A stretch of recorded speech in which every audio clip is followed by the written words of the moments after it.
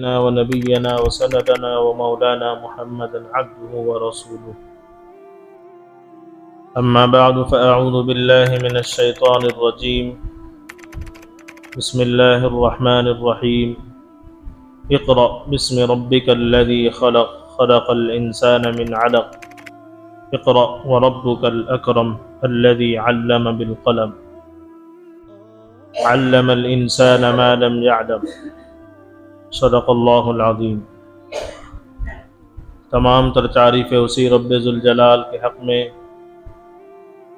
جس نے مجھے اور آپ کو بلکہ پوری کائنات کو اپنی طاقت سے اور اپنی قدرت سے پیدا فرمایا، اور تمام تر تعریفیں اسی رب ذوالجلال کے حق میں جس نے مجھے اور آپ کو ایک پاکیزہ کلام اپنی ذات سے نکلا ہوا عطا فرمایا، یعنی قرآن پاک. اس کے بعد درود و سلام ہو میرے اور آپ کے آقا تاجدار مدینہ سرور کونین جناب محمد الرسول اللہ صلی اللہ علیہ وسلم کی ذات مقدسہ پر، جن کے صدقے میں اللہ رب العزت نے پوری کائنات کو بنایا، اور انہی کے ذریعے سے یہ قرآن پاک پوری امت کو دیا گیا. گزشتہ جمعہ آپ لوگوں کی خدمت میں اس مجلس سے نبی پاک صلی اللہ علیہ وسلم کی پہلی وحی کا واقعہ آپ کی خدمت میں پیش کیا گیا کہ نبی پاک صلی اللہ علیہ وسلم کو کس طرح پہلی وحی بھیجی گئی، اور غار حرا میں نبی پاک صلی اللہ علیہ وسلم کس وجہ سے تشریف لے جاتے تھے. اس کی بھی وجہ گزشتہ جمعہ آپ لوگوں کی خدمت میں بتائی گئی.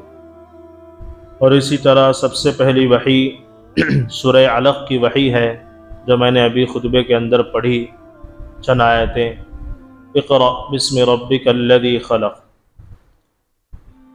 اس کا معنی یہ ہے، اقرأ کے معنی آتے ہیں پڑھنا. پڑھو اپنے رب کے نام کے ذریعے سے جس نے پیدا فرمایا. اقرأ باسم ربک الذی خلق، کیا پیدا فرمایا؟ دنیا کی ہر چیز، اور جو نظر آ رہی ہے وہ تمام چیزیں. جو چیزیں نظر نہیں آ رہی ہیں وہ بھی پیدا فرمایا، اور جو چیزیں نظر آ رہی ہیں وہ بھی پیدا فرمایا، اور جو چیزیں ہماری عقل میں آ رہی ہیں وہ بھی پیدا فرمایا، جو چیزیں ہماری عقل میں نہیں آ رہی ہیں وہ بھی پیدا فرمایا، اور جو چیزیں ہمارے علم میں آ رہی ہے کہ فلاں چیز موجود ہے، اس کو بھی پیدا کرنے والا اللہ ہے. جو چیزیں ہمارے علم میں نہیں ہیں اس چیز کا پیدا کرنے والا بھی اللہ ہے. اسی لیے اللہ نے فرمایا اقرأ باسم ربک الذی خلق، اس رب کے نام کے ذریعے سے پڑھو جس نے پیدا فرمایا. اور آگے بھی ارشاد فرمایا خلق الانسان من علق، انسان کو پیدا کرنے کا مقصد بتایا، اور انسان کو کس طرح پیدا کیا گیا اس کا بھی اس کے اندر تذکرہ فرمایا. تو الغرض اللہ رب العزت نے سب سے پہلے وحی حضور پاک صلی اللہ علیہ وسلم پر جو نازل فرمائی ہے وہ پڑھنے کے اعتبار سے ہے. اب رہا پڑھنا، دو طرح کا پڑھنا ہے، دو طرح کا علم ہے. ایک ہے دنیا کا علم، ایک ہے آخرت کا علم. دنیا کا علم قبر میں جانے تک کام آتا ہے، اور آخرت کا علم دنیا میں بھی کام آتا ہے، اور قبر کے جانے کے بعد یعنی قبر میں داخل ہونے کے بعد بھی کام آتا ہے، حشر کا میدان میں بھی کام آتا ہے، اور جہنم سے بچانے کے لیے بھی کام آتا ہے، اور جنت کی سرٹیفکیٹ دلانے کے لیے بھی کام آتا ہے. یہ آخرت کا علم. دنیا کا علم کیا ہے؟ بہت ساری چیزیں، بہت ساری ڈگریاں آج کل ایجاد ہو گئی ہیں. یہ دنیا کا علم ہے، اس کا اثر صرف موت تک ہے، اس کی کامیابی صرف موت تک ہے.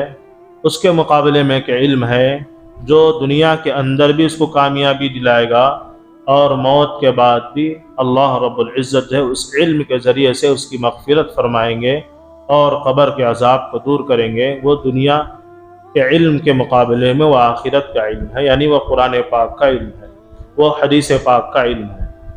تو دو طرح کے علم ہو گئے. لیکن دونوں علموں میں بھی عزت ہے۔ ایک علم دنیا کا علم، اس میں بھی عزت ہے، ایک ہے دوسرا ہے آخرت کا علم، اس کے اندر بھی عزت ہے۔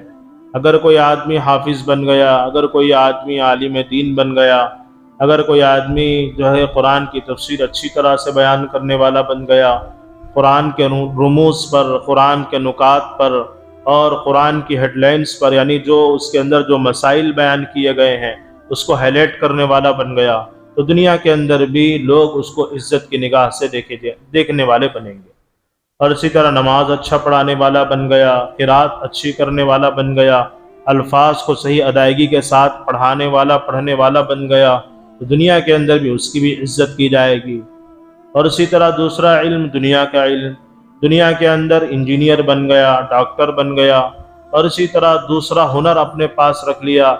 بعض ہنر ایسے ہیں ہاتھ اس کے اندر کام آتا ہے، بعض ہنر ایسے ہیں آنکھ اس کے اندر کام آتی ہے، بعض ہنر دنیا کے اندر ایسے ہیں صرف انگلیاں کام کرتی ہے، بعض ہنر ایسے ہیں کہ پاؤں سے وہ ہنر پہچانا جاتا ہے، بعض ہنر ایسے ہیں کہ جس کے اندر جو ہے دماغ کا کوئی کام نہیں ہوتا بلکہ جسم کا کام ہوتا ہے، بعض ہنر ایسے ہیں جسم کا کام نہیں ہوتا بلکہ صرف دماغ کا کام ہوتا ہے۔ تو اللہ نے مختلف ہنر جو ہے دنیا کے اندر بکھیر کر رکھ دیے ہیں۔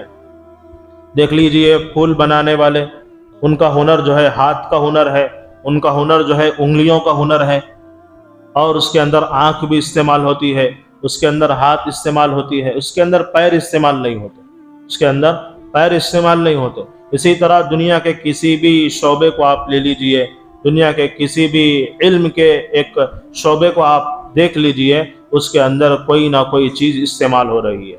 بعض شعبے میں ہاتھ استعمال ہو رہا ہے، بعض شعبے میں جو انگلیاں استعمال ہو رہی ہے، بعض شعبے میں آنکھ استعمال ہو رہی ہے، بعض شعبے میں دماغ استعمال ہو رہا ہے، عقل استعمال ہو رہی ہے، بعض شعبے میں جو ہے عقل استعمال نہیں ہوتی بلکہ صرف جسم استعمال ہوتا ہے۔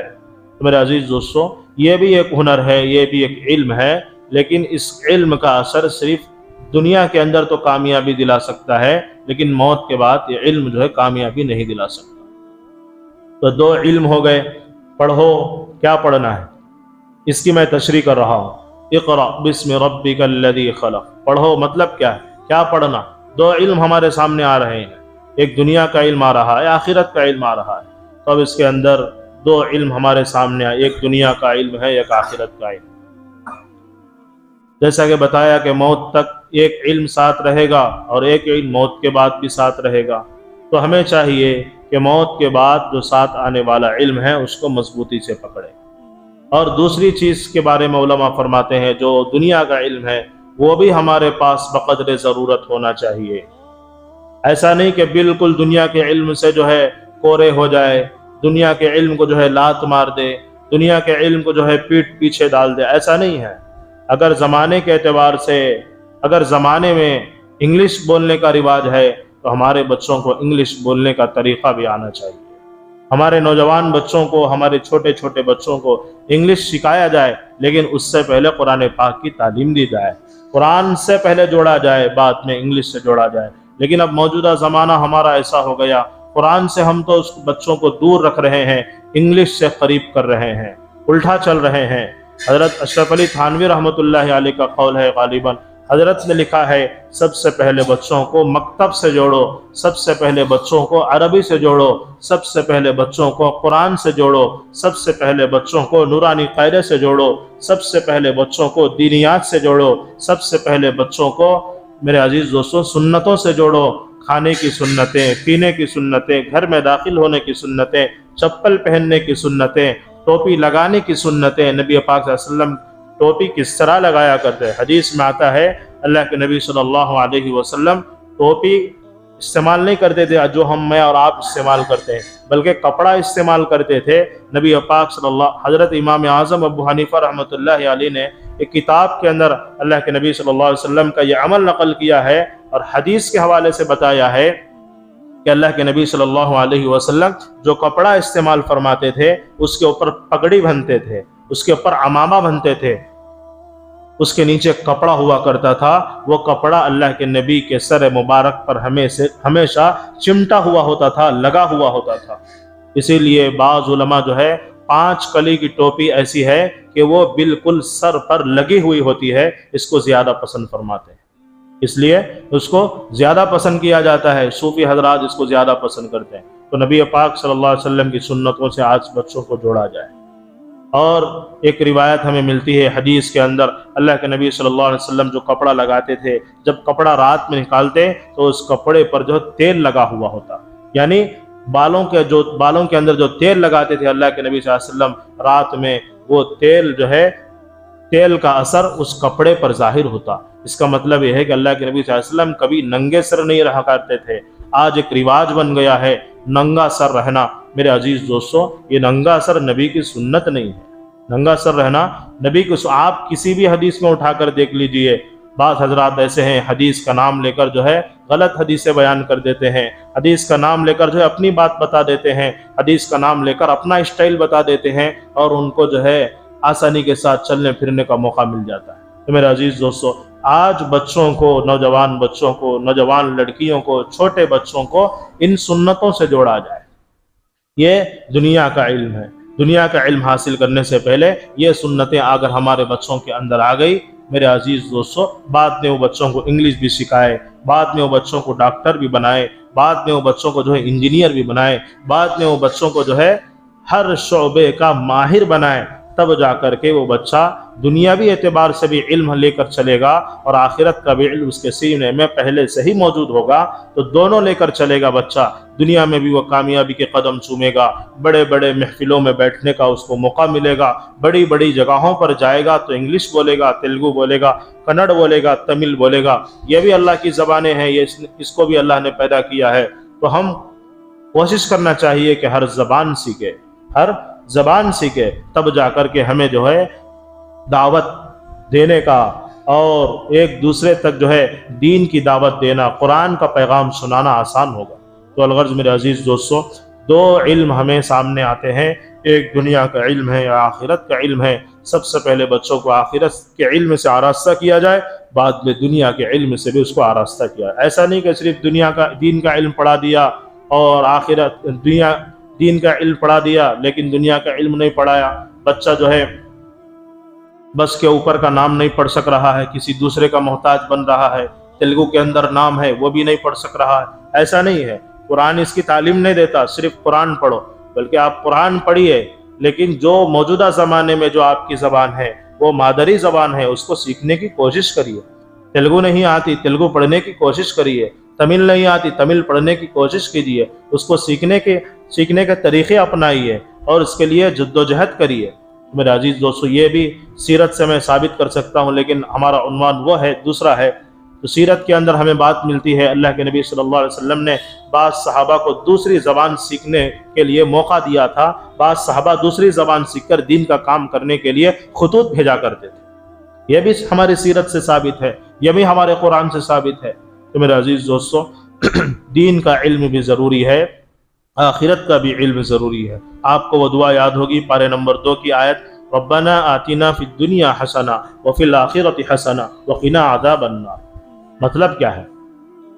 ربنا آتنا، اے ہمارے رب ہمیں عطا فرما دیجئے، فی الدنیا، دنیا کے اندر، حسنہ، اچھی زندگی۔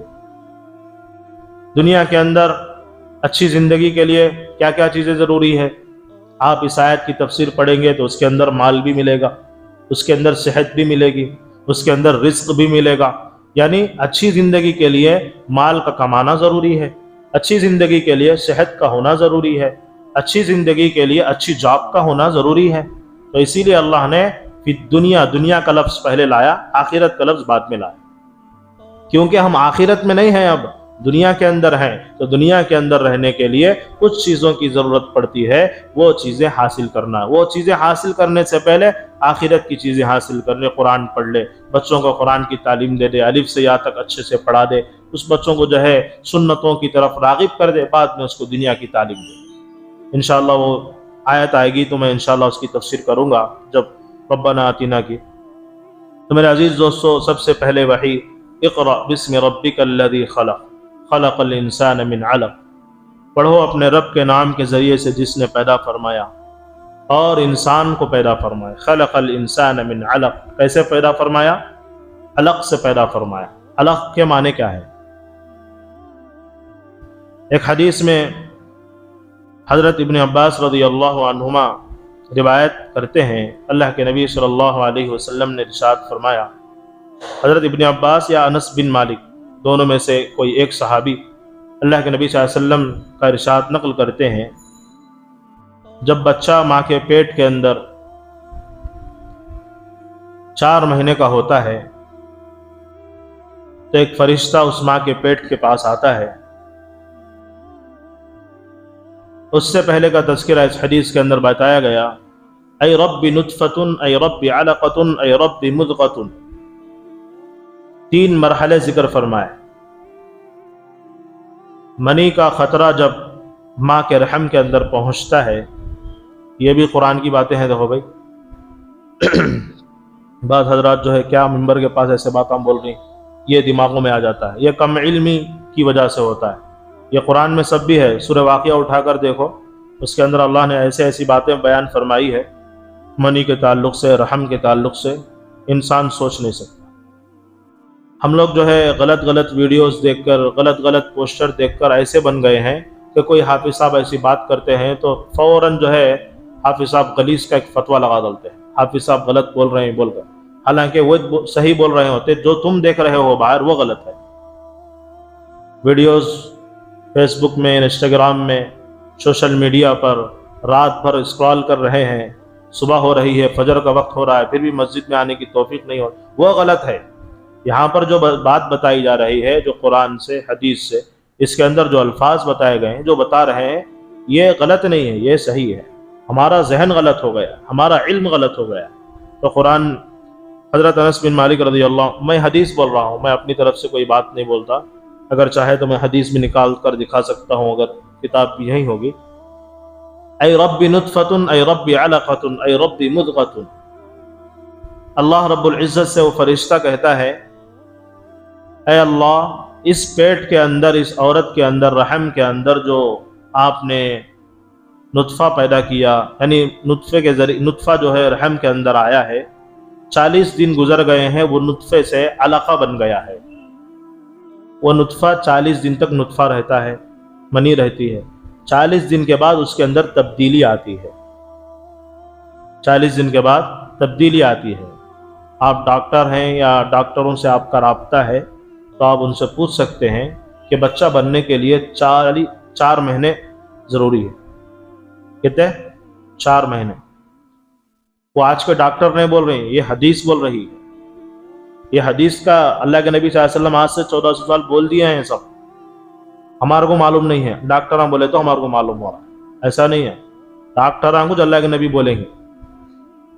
दुनिया के अंदर जितना इल्म है वो अल्लाह के नबी की ज़ात से निकला हुआ इल्म है, चाहे वो तिब्बियत का इल्म हो, चाहे सियासियात का इल्म हो, चाहे वो दीनियात का इल्म हो, चाहे मुआमलात का इल्म हो, चाहे मुआशरत का इल्म हो, चाहे दावत तबलीग का इल्म हो, चाहे वो इमामत का इल्म हो, चाहे वो दावत और वलीमे का इल्म हो, चाहे निकाह का इल्म हो, जिस शोबे में भी आप जाए, हलाल का इल्म हो, हराम का इल्म हो, जिस शोबे में भी जाए, वहाँ सबसे पहला अल्लाह के नबी सल्लल्लाहु अलैहि वसल्लम मिलेंगे, उसके बयान करने वाले।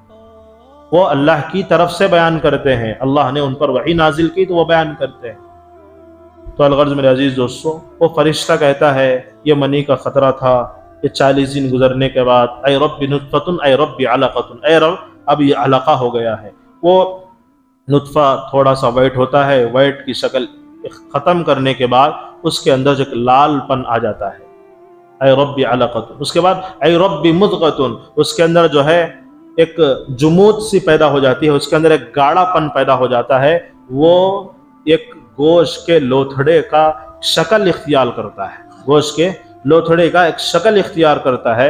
इसीलिए 4 महीने क्यों निकलो बोलते तबलीग के अंदर, मालूम आपको, ये हदीस की वजह से।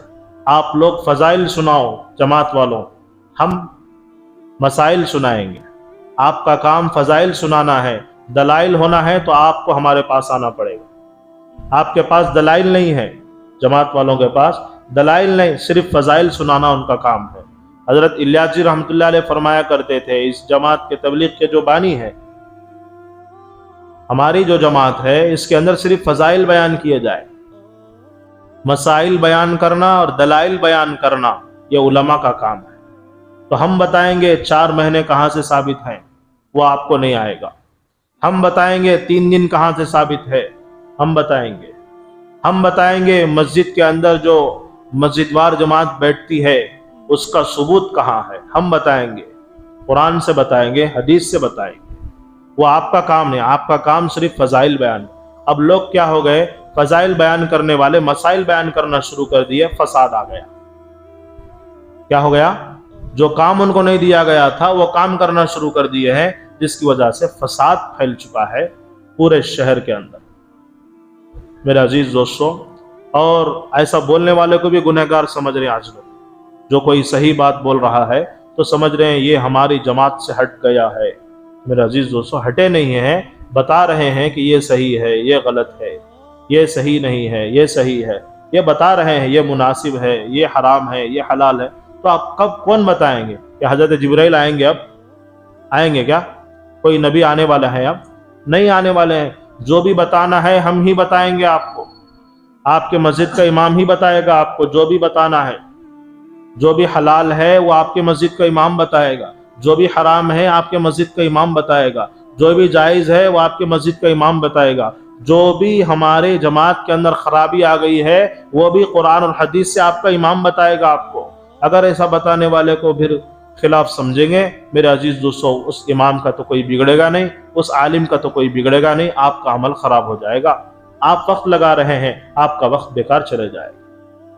इसीलिए वो फरिश्ता जो है आता है, पूछता है, अल्लाह से फरमाता है ये मनी का खतरा था, 40 दिन के बाद उसके अंदर जो है तब्दीली आई है, फिर 40 दिन उसके ऊपर गुजरे, फिर वो खून का लोथड़ा बन चुका है, गोश्त का एक लोथड़ा बन गया है। तो 4 महीने मुकम्मल हो जाते हैं। 3 छिल्ले मतलब क्या? 4 महीने। 3 छिल्ले बोले तो 4 महीने, 40 दिन 40 दिन 40 दिन, कितने हुए? 4 महीने हो गए मेरे साहब। 4 महीने, 4 महीने में बच्चा बनता है। उसके बाद ये फरिश्ता आकर पेट के पास पूछता है, ऐ रब्बी नुत्फतुन, ऐ रब्बी अलक़तुन, ऐ रब्बी मुद्ग़तुन, फमर रिज़्क़ु फमल अजल। इसका रिस्क क्या है? दुनिया में कितना खाएगा, कितना पिएगा? बोल दो, अभी लिख रहा हूं। अभी उसके जिस्म के अंदर रूह नहीं है, बच्चे के खाली बना है, उन्हें रूह नहीं डाली गई है, अभी रूह नहीं है, अभी रूह नहीं पड़ी अभी माँ के पेट के अंदर। उस बच्चे में खाली एक लोथड़ा बनाया गया है, अभी रूह नहीं डाली गई। फरिश्ता के पूछता है इन कितना खाता है, कहाँ कहाँ खाता है, पूरा लिख ले दो उसी वक्त। अल्लाह बोलते हैं इन्हें इतना खाता है, यहाँ यहाँ खाता है, इसकी रोजी ये होगी, पूरा उसी वक्त तय हो जाता है। फिर वो सवाल करता है, फमल अजल, कब मरेगा इन्हें, इसका इंतकाल कब होगा? अभी रूह नहीं पड़ी है जिस्म में हमारे बच्चे के, उसी वक्त जो है मरने का वक्त लिखा गया। उसी वक्त क्या हो गया? मरने का वक्त लिखा जा चुका। उसके बाद जो है अल्लाह की तरफ से फैसला होता है, इसका ये रिस्क है, ये फलां वक्त में मरेगा, फलां जगह मरेगा। तो उसके बाद जो है वो फरिश्ता फूंक मारता है। उस फूंक की वजह से अल्लाह रब्बुल इज्जत जो है, अल्लाह अपने इरादे से उस बच्चे के अंदर रूह पैदा करते हैं। उस रूह के जरिए से जब बच्चा हलता है तो माँ को महसूस होता है 4 महीने के बाद, उससे पहले नहीं, उससे पहले नहीं। ये मैं क्या भी मेरे घर की बात नहीं है, हदीस पाक की बात है, नबी पाक सल्लल्लाहु अलैहि वसल्लम की बात है। तो अल्लाह रब्बुल इज्जत जो है 4 महीने के अंदर बच्चा बनाए। अब जब बात आ गई है तो मैं बात बता देता हूँ। जो तबलीग के अंदर जो हमारे बड़े हजरात 4 महीना पहली फुर्सत में निकालते हैं, वो इसी हदीस को सामने रख कर निकालते हैं। क्यों? कि 40 दिन के बाद फिर अब एक 40 दिन, 40 दिन के बाद अब एक 40 दिन, पूरे 4 महीने होते हैं। तो 4 महीने के अंदर बंदे को मुख्तलिफ इलाकों में लेकर जाते हैं, मुख्तलिफ मसाजिद में लेकर जाते हैं, मुख्तलिफ माहौल में लेकर जाते हैं, मुख्तलिफ जो है अमीरों के पास उसका उठना बैठना होता है, मुख्तलिफ बयानात होते हैं। तो वो आदमी अपनी ज़िंदगी को अफसोस करके सही राह पर आ सकता है कि 4 महीने अगर वो सही लगा ले। जैसा कि बच्चा 4 महीने माँ के पेट में रहा तो सही सालिम बन सकता है। अगर कोई 3 महीने में निकाल लिया तो बच्चा नहीं बनेगा। बनेगा क्या? नहीं बनेगा। इसी तरह सही रहनुमाई के साथ, सही उलमा की निगरानी के साथ, अमीर की अमारत में میرے عزیز دوستوں، کوئی بندہ جماعت میں وقت لگاتا ہے، صحیح معنوں میں لگاتا ہے، تو اس کی زندگی صحیح راہ پر آ سکتی ہے۔ یہ دلیل ہے 4 مہینے کی، اسی طرح 3 دن کی بھی ہے، وقت آنے پر انشاءاللہ بتائیں گے۔ تو میرے عزیز دوستوں، دنیا کا علم ہے، آخرت کا علم ہے، یہ دونوں چیزیں ہمارے لیے ضروری ہے۔ تو اللہ فرماتے ہیں اقرأ بسم ربک الذی خلق خلق الانسان من علق۔ علق سمجھ میں آ گیا، خون کا ایک لوتھڑا، ایک اس کے اندر منی بھی آ گئی ہے، اس کے اندر خون کا لوتھڑا بھی آ گیا، اس کے اندر جو ہے منی کے تبدیل ہونا، اس کے اندر جو رنگت پیدا ہونا، ایک سرخ جو خون کا ایک لوتھڑا بننا، یہ تمام چیزیں اس کے اندر آ گئی، علق جس کو کہتے ہیں۔ تو اللہ اس کا تذکرہ قرآن کے اندر فرماتے ہیں الذی خلق الانسان من علق، وہ رب ہے جس نے انسان کو علق سے پیدا فرمایا۔ علق سے مطلب جیسا کہ میں ابھی پوری تفسیر بتایا، اس سے پیدا فرمایا، منی سے پیدا فرمایا۔ کوئی ہے آدمی ایسا ایک ناپاک خطرے سے انسان بنانے والا؟ اتنا خوبصورت چہرہ، اتنی خوبصورت داڑھی، اتنے خوبصورت آنکھیں، اور یہ داڑھی بھی بعد میں نکلتی ہے، پیدا ہوتے ہی نہیں نکلتی۔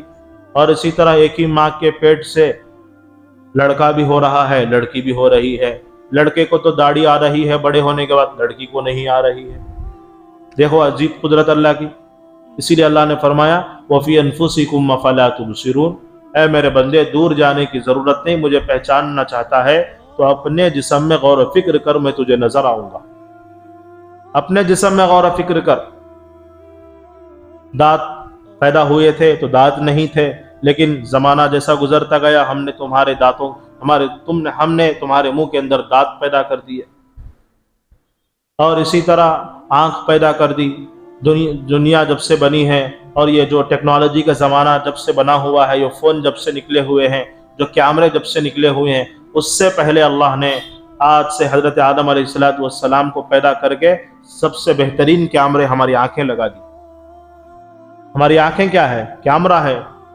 2009 کے اندر پانی آیا تھا، تمام لوگ دیکھے تھے، ابھی بھی ہو بہو یاد ہے۔ یاد ہے یاد نہیں؟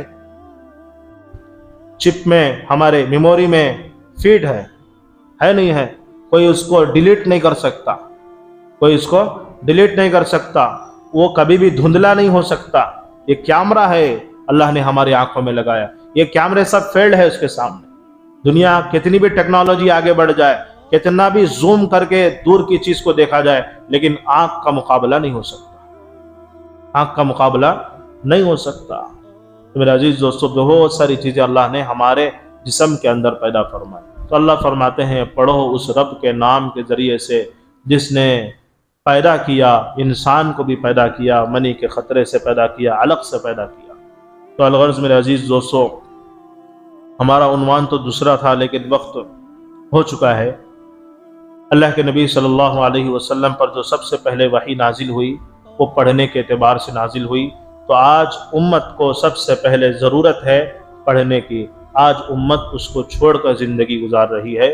تو آج ہم اس مجلس سے ارادہ کریں، ہم اپنے بچوں کو پڑھنے کے سلسلے میں جو ہے ان کی رہبری کریں گے، ان کی نگرانی کریں گے۔ اگر ہمارے چھوٹے بچے ہیں، اگر ہمارے چھوٹے پوترے ہیں، اگر ہمارے چھوٹے نواسے ہیں، تو ان کو سب سے پہلے قرآن پاک کی تعلیم دلائیں گے، اس کے بعد دنیا کی تعلیم دلائیں گے۔ ایسا نہیں کہ صرف دنیا کی تعلیم دلا دیے، آخرت کی تعلیم سے اور قرآن پاک کی تعلیم سے وہ بچے دور رہے، تو وہی بچہ بڑے ہو کر جو ہے دادا کو گھر سے نکالے گا، وہی دادا ہاتھ میں انگلی میں پکڑ کر جو ہے بچے کو جو ہے اسکول لے کر جا کر بھیجتا تھا، اے فار ایپل بی فار بال پڑھاتا تھا، لیکن وہی بچہ اسی انگلی سے اس دادا کو ڈھکل دے گا۔ کیوں؟ وہ دادا جو ہے اس کے بچپن میں قرآن کی تعلیم نہیں دلایا، بڑوں کا احترام نہیں سکھایا، اس نے باپ کی عزت نہیں سکھائی، ماں کا احترام نہیں سکھایا، تو وہی بچہ جس کو پیار و محبت سے اپنے کندھوں پر اٹھایا، وہی بچہ جو اپنے خون پسینے کا پیسہ اس پر خرچ کیا، وہی بچہ جو ہے ہمارے سینے پر لات مارے گا۔ یہ یقیناً اب بھی ہو رہا ہے، یہ اب کے زمانے میں بھی ہو رہا ہے، میرے سے زیادہ شاید آپ جانتے ہیں۔ ایسے لوگ تیار ہو گئے ہیں، ایسے نوجوان تیار ہو گئے جو باپوں کو جو ہے مار رہے ہیں، ماں کو جو ہے گھروں سے نکال رہے ہیں، دادا اور دادی کو جو ہے نکال کر جو ہے اولڈ ایج ہوم میں ڈال رہے ہیں۔ ایسے کتنے کیسز آ رہے ہیں۔ تو میرے عزیز دوستو، اس کی واحد وجہ یہ ہے کہ ہم نے قرآن کی تعلیم اپنے بچوں کو جو ہے بچوں کے لیے لازم نہیں سمجھا۔ لازم سمجھا تو انگریزی کو لازم سمجھا، تیلگو کو لازم سمجھا، مادری زبان کو لازم سمجھا، لیکن یہ جو ہمیں جنت میں لے کر جانے والی زبان ہے اس کو ہم نے لازم نہیں سمجھا۔ بڑوں کی عزت سکھاتی ہے، ماں باپ کا احترام سکھاتی ہے، علماء کی قدر سکھاتی ہے، اس کو ہم نے لازم نہیں سمجھا، جس کی وجہ سے بعد میں وہ بچے بڑے ہونے کے بعد لات مار کے گھر سے نکال رہے ہیں۔ اس کے سب سے بڑے ذمہ دار ہم ہیں۔ اس کے بچپن میں جو چیزیں سکھانی تھی ہم نے نہیں سکھائے، بعد میں جو ہے عاملوں کے پاس پھرتے ہیں، بعد میں جو ہے باباؤں کے پاس پھرتے ہیں، بعد میں مجاوروں کے پاس پھرتے ہیں، بعد میں مسجدوں کے اماموں کے پاس پھرتے ہیں، مکتب میں پڑھانے والے حافظ صاحب کے پاس پھرتے ہیں، بعد میں جو ہے غلیظ جو ہے جناتی اثرات کرنے والوں کے ساتھ عورتوں کے پاس جا کر جو ہے علاج کرانا شروع کر دیتے ہیں۔ اگر وہ علاج کرانے سے پہلے اس کی بچپن میں اس کی جو ہے زندگی کے اندر صحیح تعلیم دی ہوتی تو اتنا پورا چکر لگانے کی ضرورت نہ پڑتی۔ اتنا پورا چکر لگانے کوئی آدمی اس کو سدھار نہیں سکتا، کوئی بابا کوئی عالم اس کو سدھار نہیں سکتا۔ باپ اس کو بگاڑ دیا ہے، دادا اس کو بگاڑ دیا ہے، ماں اس کو بگاڑ دی ہے، کوئی آدمی اس کو سدھار نہیں سکتا۔ حضرت عبد القادر جیلانی رحمۃ اللہ علیہ کا واقعہ آج میں جمعہ میں بیان کر رہا تھا، ہمارے پاس وقت نہیں ہے، انشاءاللہ اسی سلسلے میں ہے، تربیت کے سلسلے میں، اسی سلسلے میں حضرت عبد القادر جیلانی رحمۃ اللہ علیہ کتنے بڑے ولی گزرے ہیں، کہاں پیدا ہوئے؟ 407 میں، 470 ہجری میں ایران کے علاقے میں جیلان میں پیدا ہوئے۔ بعض حضرات جو ہے یہ سمجھتے ہیں عبد القادر جیلانی رحمۃ اللہ ہندوستان کے ہیں، بول لیتے ہیں ہندوستان کے نہیں، نو وہ میں بول رہا ہوں، پڑھو لکھو معلوم ہوتا ہے کہ کون کہاں کے ہے، کہاں سے آئے ہیں دین پھیلانے کے لیے۔ ہمارے پاس لطیف لاؤبالی درگاہ ہے، وہ کہاں سے آئے ہیں؟ اسی طرح مولا مسکین ہے، وہ کہاں سے آئے ہیں؟ ان کا نام اصل کیا ہے؟ ہمارا جو شہر ہے وہ پرانا شہر ہے، ہمارا جو شہر ہے نوابوں کا شہر ہے، ہمارا جو شہر ہے میرے عزیز دوستو تہذیب کا، ثقافت کا، علمی شہر ہے ہمارا۔ جو عثمانیہ کالج ہے ہماری، یہ معمولی 10 سال 15 سال کی کالج نہیں ہے، 100 سال اس کی تاریخ ہے، اس کی تاریخ 100 سال۔ حسین احمد مدنی رحمۃ اللہ علیہ نے اس کی سنگ بنیاد رکھی ہے۔ حسین احمد مدنی کون ہے؟ جنگ آزادی میں سب سے پہلے جو ہے تلوار اٹھا کر چلنے والا مرد مجاہد حسین احمد مدنی رحمۃ اللہ علیہ۔ تو الغرض میرے عزیز دوستو سب سے جڑی ہوئی چیز ہے وہ پڑھنے سے جڑی ہوئی ہے۔ اگر ہم نہیں پڑھیں گے میرے عزیز دوستو ہماری تاریخ ہم بھول جائیں گے۔